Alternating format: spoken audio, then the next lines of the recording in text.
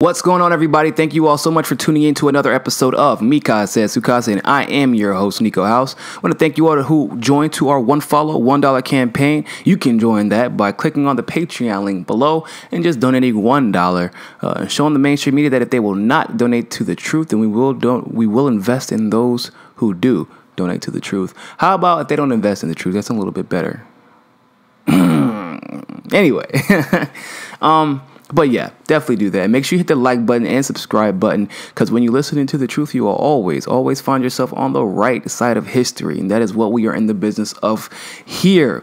As always, and as we always have been and always will be. I do want to read this article. It's crazy, but I guess I tell people all the time, we always tend to blame people for things that we're doing in the United States, as far as the government is concerned. I think that it's pretty evident because Israel uses the exact same tactics. At least Bibi does. Mr. Netanyahu who is dealing with some things right now. He might not be there for very long, thank goodness. But it's just, if we blame somebody for doing something, it's almost 100% likely that we are doing the same thing, if not worse. And here's just another example of that, by the way. I want to read this article to you. It says, the title, which is "The Cancer of War, U.S. Admits to Using Radioactive Munitions in Syria." Interesting, right? Interesting. It's crazy because we were the ones who were saying that we're just so worried that people are going to get nuclear weapons, and we're so worried that people are going to use chemical weapons, and that if we don't do anything to stop them, then yeah, it was us. It's always us. It's always us. It's just, come to accept it now. Once you can accept it, you can find solutions to it. And that's just something that we do need to accept. Now, the article says that despite vowing not to use depleted uranium weapons in its military action in Syria, the U.S. government has now admitted that it has fired thousands of the deadly rounds into Syrian territory, as Foreign Policy magazine reports.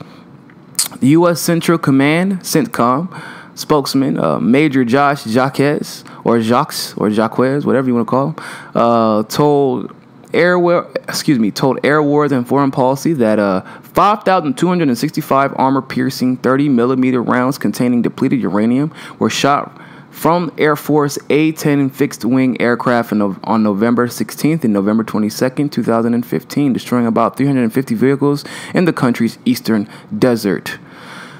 Operation Inherent Resolve spokesperson John Moore said in 2015 that the U.S. and coalition aircraft have not been and will not be using depleted uranium munitions in Iraq or Syria during Operations Inherent Resolve. Numerous studies have found that depleted uranium is particularly harmful when the dust is inhaled by the victim. A University of Southern Maine study discovered that depleted uranium damages the DNA of human lung cells. The team, led by John Pierce Wise, exposed cultures of the cells to uranium compounds at different concentrations.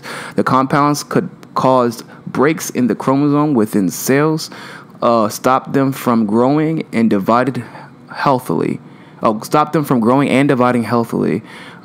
This data suggests that exposure to particulate DU may pose a significant DNA damage risk and could possibly result in lung cancer, the team wrote in the journal Chemical Research and Toxicology. So you know what that means, ladies and gentlemen, that we are indeed once again guilty of chemical warfare. We were the ones who set up the chemical warfare the first time, and now we're finding out in 2015 that not only did we wrongfully accuse Assad, and that was our premise on why we should dethrone him or get rid of his regime, we were actually the ones who used chemical weapons. I'm almost going to go on a limb here. Literally 99% of the time, if the United States is blaming another country for doing something, just go ahead and assume that we have done it first. And we were probably much more successful at implementing it without anybody finding out, because this is fucking ridiculous, people.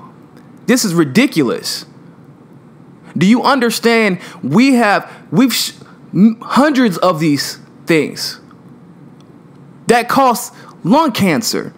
People, lung cancer. We're worried. What are we worried about Iran or North Korea finding nuclear uranium? Like, why are we worried now? We're doing it. Everything that we claim to fear other countries with quote-unquote dangerous dictators doing, we are already doing it with the supposedly representative democratic government. A republic, supposedly. A republic where I nor anyone else voted to use fucking nuclear ammunition on people defending their home from an attack by us.